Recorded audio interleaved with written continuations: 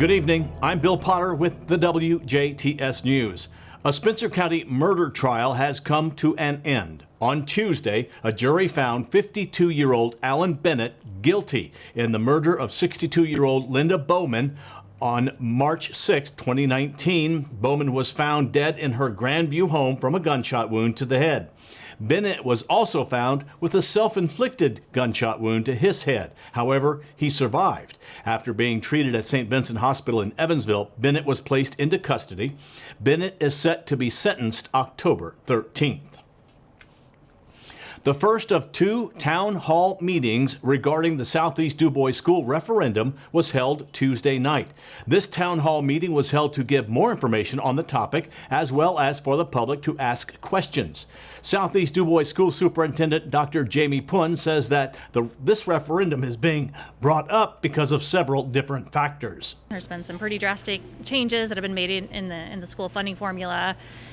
We had declining enrollment and very, very long story made short, putting those two pieces together, that it put us in a spot where we have a major revenue problem whenever it comes to tuition support from the state. Pun gave a presentation to the public noting how funding for a school corporation like Southeast Dubois is broken down and why a referendum is important for the corporation. Pun presented a graph showing that expenses have been higher than the Southeast Dubois revenue over the past 15 years. Southeast Dubois has also seen a drop in enrollment over the last 19 years. Pun says solutions to this to either drop staff and programs, consolidate with other schools to become one school corporation, or go forward with the referendum. The referendum would increase property taxes 19 cents maximum, with the money from the taxes going into the school's education fund. The money will not and cannot go into any other funds like a rainy day fund. Some Spencer County voters may be casting their ballot at a different location for the 2020 election. To keep poll workers and voters safe, the Spencer County Election Board unanimously voted to keep the reduced number of voting locations the same for the general election. The deviation only affects the voters in Hammond 1 and 2 precincts. The town of Grandview asked that they cast their ballots at the Grandview Civic Center.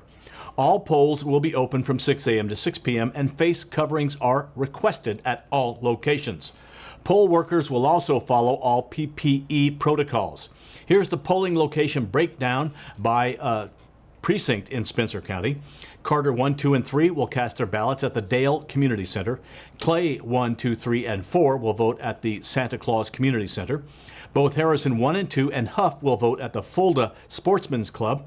Grass 1 and 2 and Jackson will cast their ballots at the 4-H Youth and Community Center in Crisney. Hammond 1 and 2 will vote at the Grandview Civic Center. Luce 1, 2, and 3 will vote at the Luce Government Center. Ohio 1, 2, 3, 4, 5, and 6, and Rockport will cast their ballots at the South Spencer School Corporation LEC Gym. Residents who want to vote early can cast their ballot at the Spencer County Courthouse starting Tuesday, October 6th. Polling times will be Monday through Friday, 8 a.m. to 11:30 a.m. and from 12 p.m. to 4 p.m. Residents can also vote on the Saturdays of October 24th and 31st from 8:30 a.m. to 3:30 p.m. and on Monday, November 2nd from 9 a.m. to 12 noon. Early voters can also cast their ballot at the Santa Claus Community Center on Monday, October 19th through Thursday, October 22nd from 10 a.m. to 6 p.m., on Monday, October 26th from 10 a.m. to 6 p.m., and on Friday, October 23rd, Saturday, October 24th, Friday, October 30th, and on Saturday, October 31st from 8:30 a.m. to 3:30 p.m. All times we mentioned are central. We have given you a lot of information, and so this story is posted on our website, WJTS.tv, for future reference. Another local festival has been canceled due to the COVID-19 concerns. The Ferdinand Town Council learned that the 2020 Rosenwald German Medieval Festival was canceled during their monthly meeting on Tuesday night. Although the festival's founders, Catherine and Dan LeBlanc, are disappointed, Town Council President Ken Seacard says they are working hard on planning next year's festival. They are also planning a secondary event for the spring called the Dragons of the Realm Fantasy Festival. This is scheduled to take place between Saturday, May 15th and Sunday, May 16th, 2021 from 10 a.m. to 6 p.m. at the 18th Street Park in Ferdinand. And in other business at the Ferdinand Council meeting, they all say that trick-or-treating hours are still scheduled to take place with COVID-19 precautions in place.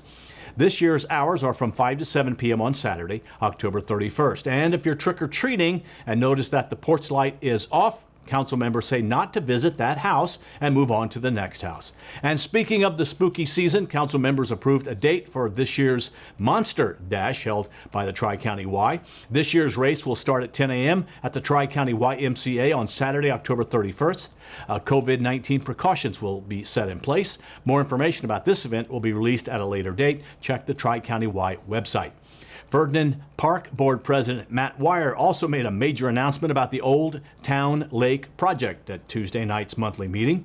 Wire says there will be a special open house and ribbon-cutting celebration celebrating the project's completion on Saturday, September 26th from 11 a.m. to 3 p.m. at the Old Town Lake. The ribbon cutting will take place at 10 a.m. Wire says Kona Ice will help guests stay cool with frozen treats, and there will be a few activities for the kids. The town's Parks Department is also getting ready for the Phase 2 of the Old Town Lake project. To help with defraying the project costs, they are selling special merchandise as a fundraiser. Council members also made progress on the 2021 budget. We'll have more information on that in tomorrow's news here on 18 WJTS. 2 new positive cases of COVID-19 have been reported by the Dubois County Health Department. Dubois County now has reported a total of 914 positive cases since March. Out of the 914 positive cases, 807 have recovered, meaning that they are out of isolation and feeling well. Dubois County now has only 107 active cases of COVID-19.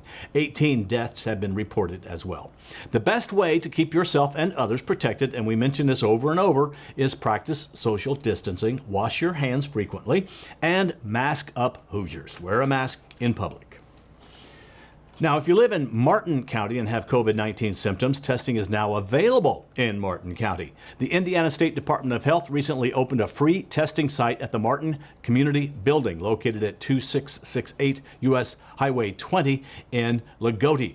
This drive-through clinic is open on Friday, September 18th from 9 a.m. to 6 p.m. and on Saturday, September 19th from 9 a.m. to 2 p.m. It is free and confidential. Anyone 2 years old and older can be tested. This is not a rapid testing site. If you've ever worried about falling and not being able to get up, then Generations has an event coming up that could help you. Generations, a program at Vincennes University's Community Services Division, will be holding the event, A Matter of Balance, Managing Concerns About Falls. This event is designed to reduce the fear of falling and increase activity levels among older adults. Participants learn to set realistic goals to increase activity, change their environment to reduce fall risk factors, and learn simple exercises to increase strength and balance. Generations, A Matter of Balance will be offered at the Spencer County Youth Community Center at the 4-H Fairgrounds in Crisney. It will start Friday, October 2nd and continue each Friday through November 20th. Classes will be held from 9 a.m. to 11 a.m. local time, that is Central Time. This 8-week program is offered free of charge, but pre-registration is required. Spots are limited and masks are required. A workbook will be provided for participants. Now to register, contact Megan Jasperin at 513-403-7381, 513-403-7381 by September 30th. For more information about A Matter of Balance, or if your agency or business is interested in hosting a workshop, please contact Alma Kramer at 812-888-4527, 812-888-4527, or A. Kramer with a K at vinu.edu. Now stay tuned. Weather, sports, and inform, featuring Clayton Boyles of the Dubois County Community Foundation, are all still to come on 18 WJTS News.